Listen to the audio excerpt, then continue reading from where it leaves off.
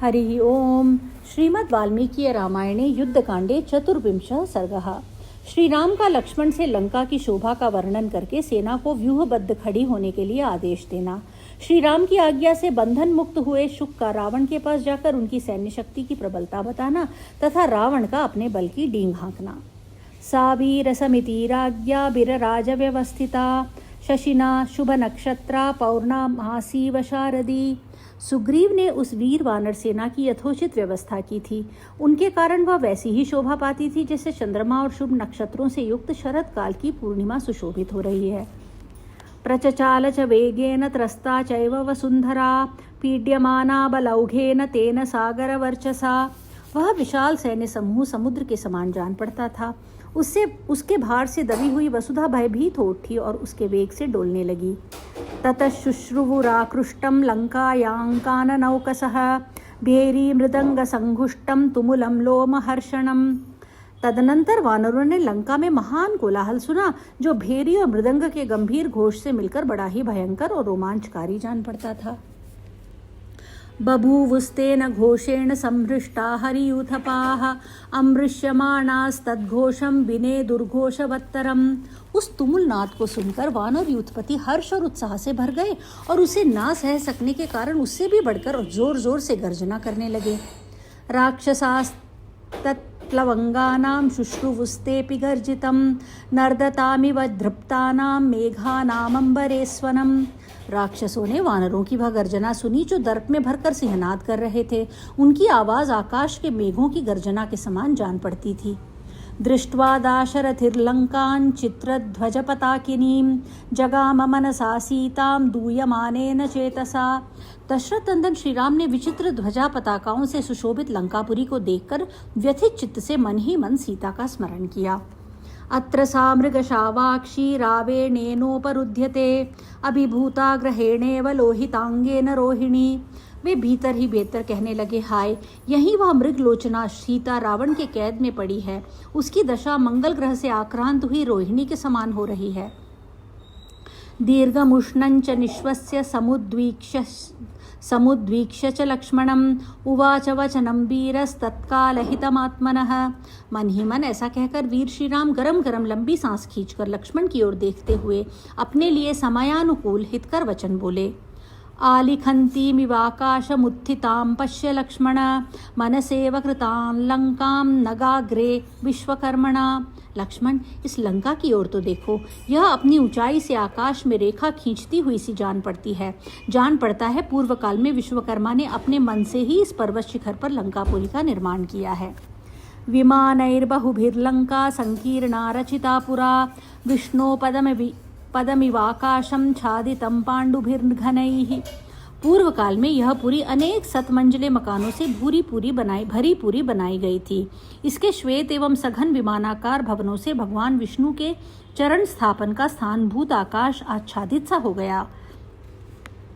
पुष्पितैशोभिता लंका वनैश्चित्ररथोपमैः नानापतगसंघुष्टफलपुष्पोपगैः शुभैः। फूलों से भरे हुए चैत्र रथ वन के सदृश सुंदर काननों से लंकापुरी सुशोभित हो रही है। उन काननों में नाना प्रकार के पक्षी कलरव कर रहे हैं तथा फलों और फूलों की प्राप्ति कराने के कारण वे बड़े सुंदर जान पड़ते हैं। पश्यमत्त विहंगानि प्रलीन भ्रमराणि च कोकिलाकुलखंडानि दोधवीति शिवो नीलः।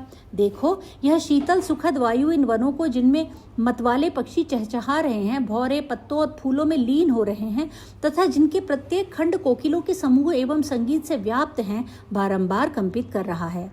इति दाशरथी रामो लक्ष्मणं समभाषत बलञ्च तत्र विभज्य छास्त्र दृष्टेन कर्मणा।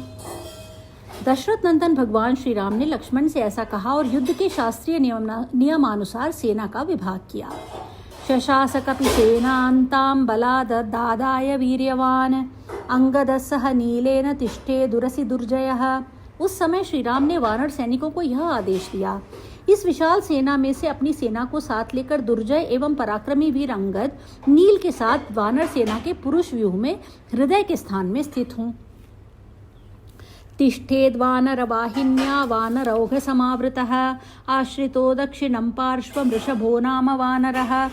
इसी तरह ऋषभ नामक वानर कपियों के समुदाय से घिरे रहकर इस वानर वाहिनी के दाहिने पार्श्व में खड़े रहे। गंधहस्तीव दुर्धर्षस्तरस्वी गंधमादनः तिष्ठेद्वानरवाहिन्या सव्यं पार्श्वमधिष्ठितः। जो गंधहस्ती के समान दुर्जय एवं वेगशाली है, वे कपि श्रेष्ठ गंधमादन वानर सेना के वाम पार्श्व में खड़े हों। मूर्ध्निस्तास्याम्यहं यत्तो लक्ष्मणेन समन्वितः जाम्बवांश्च सुषेणश्च वेगदर्शी च वानरः वृक्षमुख्या महात्मानः कुक्षिं रक्षन्तु ते त्रयः। मैं लक्ष्मण के साथ सावधान रहकर इस व्यूह के मस्तक के स्थान पे खड़ा हूँगा। जाम्बवान, सुषेण और वानर वेगदर्शी, ये 3 महामनस्वी वीर जो रीछों की सेना के प्रधान हैं, वे सैन्य व्यूह के कुक्षी भाग की रक्षा करें। जगनं कपि सेनाया कपिराजोभिरक्षतु पश्चाधार्मिव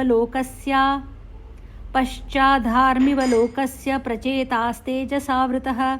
वानरा सुग्रीव वानरवाहिनी के पिछले भाग की रक्षा में उसी प्रकार लगे रहें जैसे तेजस्वी वरुण इस जगत की पश्चिम दिशा का संरक्षण करते हैं। सुविभक्त महाव्यूहा महावानर रक्षिता अनीकिनीसा विभवौ यथा द्यौसाब्र संप्लवा। इस प्रकार सुंदरता से विभक्त हो विशाल व्यूह में बद्ध हुई वह सेना, जिसकी बड़े बड़े वानर रक्षा करते थे, मेघों से घिरे हुए आकाश के समान जान पड़ती थी। प्रगृह्य गिरिशृंगाणि महतश्चमरी महीरुहान आसे दुर्वानरालंकां मिमर्द यशवोरणे। वानर लोग पर्वतों के शिखर और बड़े बड़े वृक्ष लेकर युद्ध के लिए लंका पर चढ़ाए। वे उस पुरी को पद्दलित करके धूल में मिला देना चाहते थे। शिखरैर्विकिरामैना लंकां मुष्टिभिरेव वा इति स्मदधिरे सर्वे मनांसि हरिपुंगवाः। सभी वानर युद्धपति यही मंसूबे बांधते थे कि हम लंका पर पर्वत शिखरों की वर्षा करें और लंका वासियों को मुक्कों से मार मार कर यमलोक पहुंचा दें। ततो रामो महातेजा सुग्रीवमिदमब्रवीत् सुविभक्तानि सैन्यानि शुक एष विमुच्यताम्। तदनंतर महातेजस्वी राम ने सुग्रीव से कहा, हम लोगों ने अपनी सेनाओं को सुंदर ढंग से विभक्त करके इन्हें व्यूहबद्ध कर लिया है, अतः अब इस शुक को छोड़ दिया जाए। रामस्य तु वच श्रुत्वा वानरेन्द्रो महाबलः मोचयामास तं दूतं शुकं रामस्य शासनात्। श्री रामचंद्र जी का यह वचन सुनकर महाबली वानर राज ने उनके आदेश से रावण दूत शुक को बंधन मुक्त करा दिया। मोचितो राम वाक्येन वानरैश्च निपीडतः शुकः परम संत्रस्तो रक्षोधिपमुपागमत्। श्री रामचंद्र जी की आज्ञा से छुटकारा पाकर वानरों से पीड़ित होने के कारण अत्यंत भयभीत हुआ शुक राक्षस राज के पास गया। रावण प्रहसन्नेव शुकं वाक्यमुवाचः किमिमौ ते सितौ पक्षौ लूनपक्षश्च दृश्यसे कच्चिन्नानेकचित्तानां तेषां त्वमवशमागतः। उस समय रावण ने हंसते हुए ही शुक से कहा, ये तुम्हारी पांखें बांध क्यों दी गई हैं? इससे तुम इस तरह दिखाई देते हो मानो तुम्हारे पंख नोच दिए गए हों। कहीं तुम उन चंचल चित्त वाले वानरों के चंगुल में तो नहीं फंस गए थे? ततः सभय संविघ्नस्तेन राज्ञाभिचोदितः वचनं प्रत्युवाचेदं राक्षसाधिपमुत्तमम्।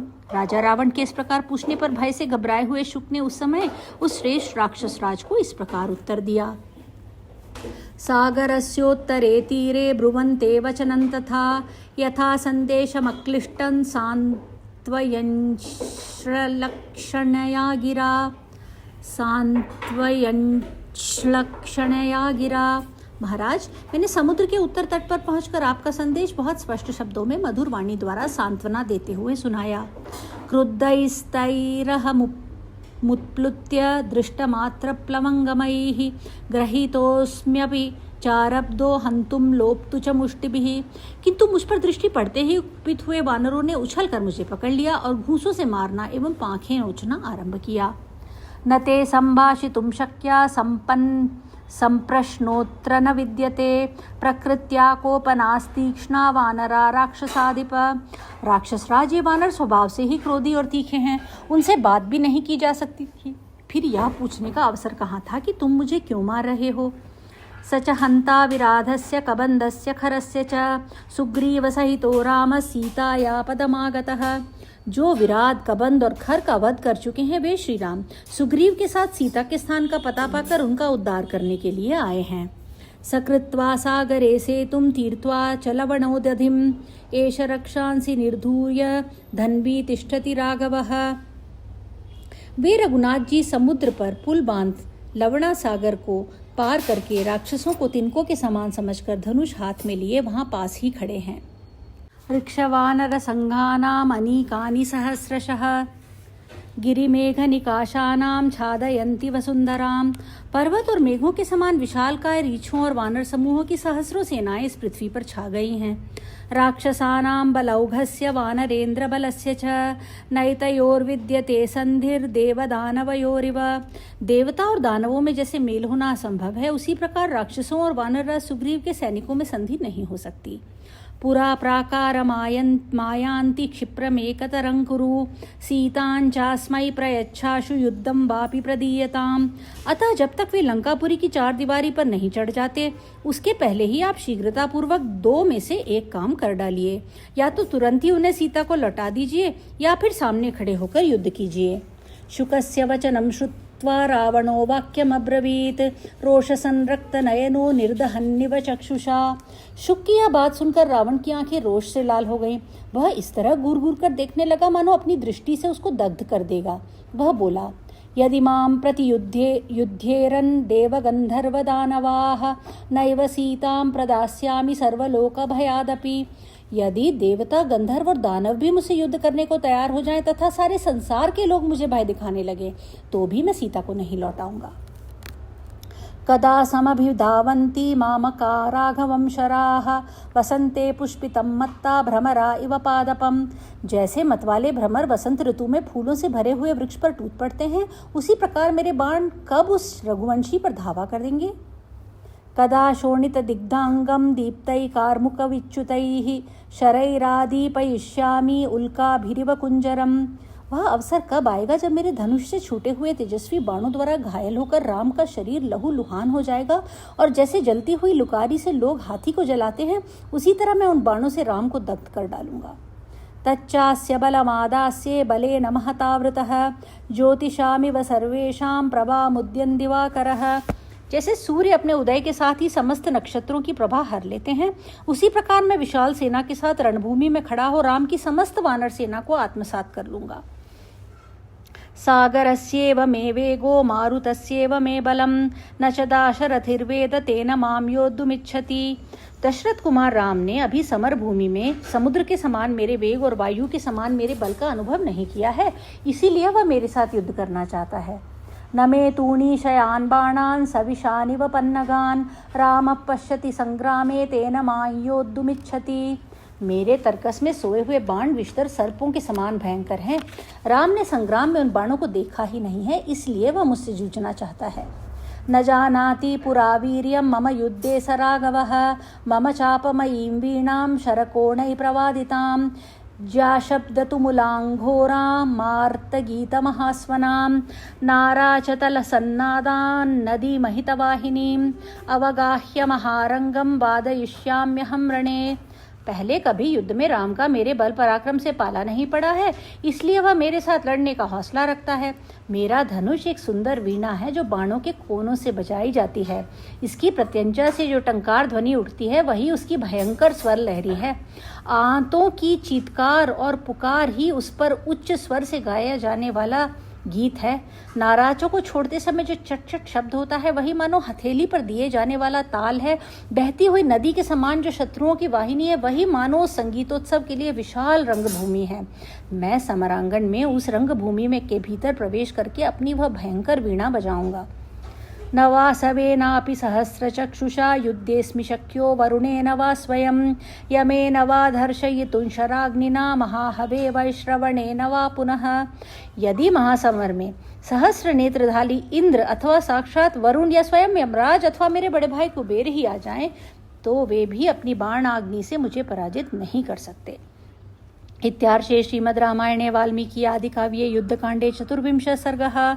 इस प्रकार श्री वाल्मीकि निर्मित आर्ष रामायण आदिकाव्य के युद्धकांड में 24वां सर्ग पूरा हुआ। हरि ओम।